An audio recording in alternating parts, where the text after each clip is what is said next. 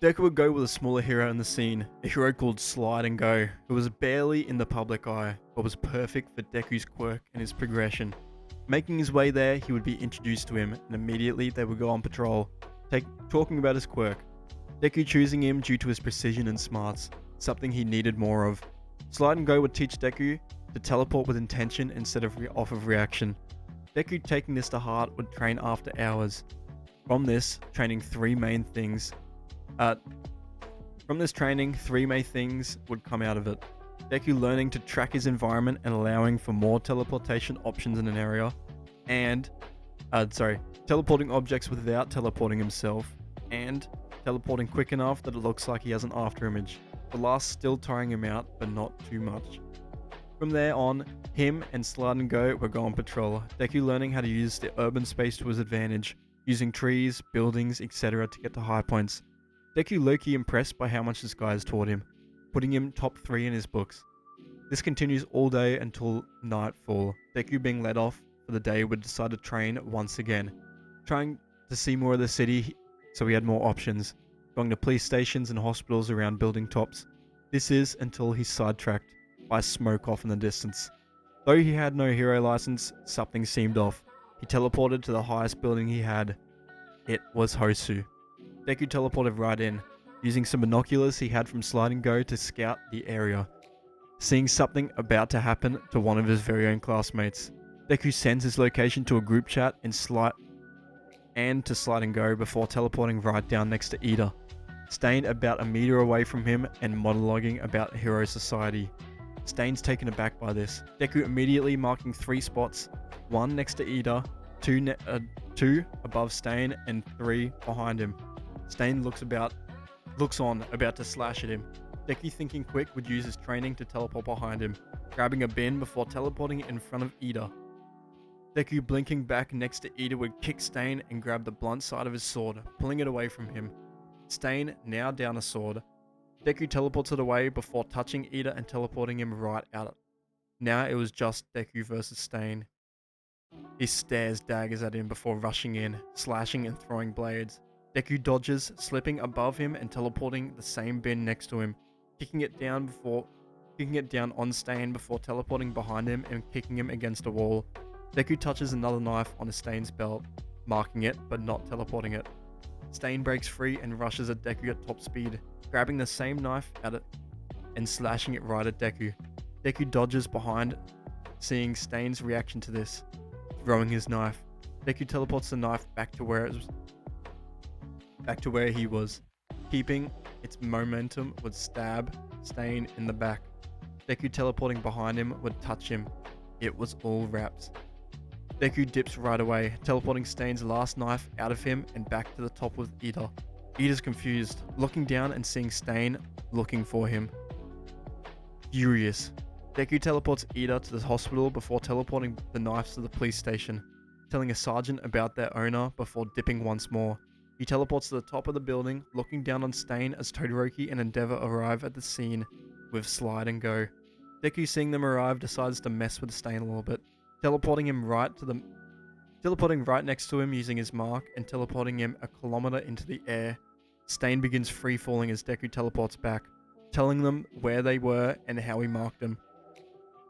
They grab some police and some rope, and Deku teleports back. Immediately they tie his ass up and they tie him up, still conscious, and no one really gets that hurt. From there, Ida is humbled, being reprimanded by the police, whereas Deku is congratulated, keeping his presence hidden the whole time too. He really didn't even touch Stain, he just threw some trash at him and teleported his weapons away, keeping the last part a secret. After this, Deku gets a call from a certain someone, Sir Night-Eye, who was interested on his quirk and him in general. He seemed like a funny kid. He wanted to mentor him personally. Final exams roll around and low-key, I'm gonna do something a little bit different, because Deku doesn't really have beef in this class. Like, his fighting style is cracked and he's pretty well perfect. Like, he can just teleport to the end of the prac exam anyway. So I'm gonna say Deku's prac this time instead is with Sir Night-Eye. Nezu, figuring his quirk would be best against Deku's. They begin, Deku trying to beat Sir Night-Eye, but anything he did was met with a counter or a slip. He couldn't touch him. Even if he teleported next to him, he was counted and slipped. Deku's pissed. How's he doing this? In the end, he does pass, though after about 10 minutes, and Deku had to use his after image technique 3 times, so he was more than puffed. He's welcome to Sir Night Eye's agency, along with passing his final exam, and he's pre-signed up for his agency once he gets a license. From there, Deku goes back as happy as can be. He passed, and his new mentor is strong as anything. Maybe he could even help him hone his sensory abilities a lot more. He sits in class and chats with Bakuro before Aizawa comes in and explains the training camp. Everyone getting hyped, borderline jumping from their seats.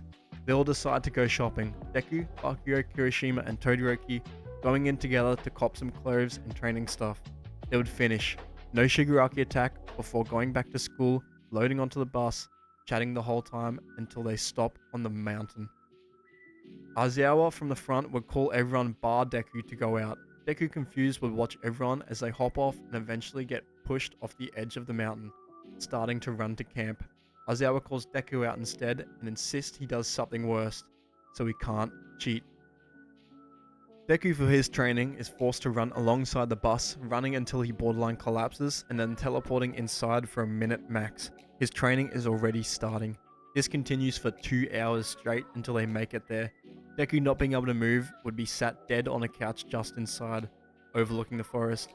He sits there for an hour or 2, talking to Koda a little bit before the cats and the rest of the class arrive.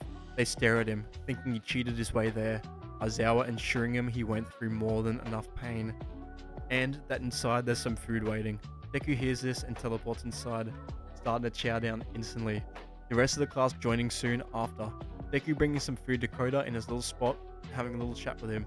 He felt something was wrong and wanted to help. For the next 2 days, Deku trains relentlessly, training the flicker technique he had, trying to minimize the fatigue he gets when he moves, as the move gets used for capture. Aizawa would be watching over this, trying to think of more offensive orientated abilities other than teleporting into the sky. They think long and hard about this until the final day would arrive. Deku doing some supplementary classes with Aizawa all day until the night activity comes around. Both classes being sent to the forest, 1B being the scarers and 1A being, well, just 1A. Deku being sent in last, alone, much like in canon. Deku and Todoroki being sent in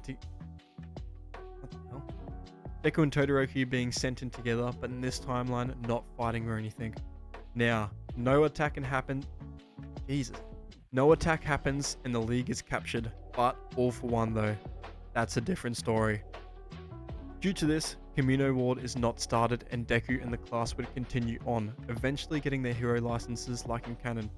Deku being able to dodge their balls easily and teleport people to the medical station instantly would pass straight away.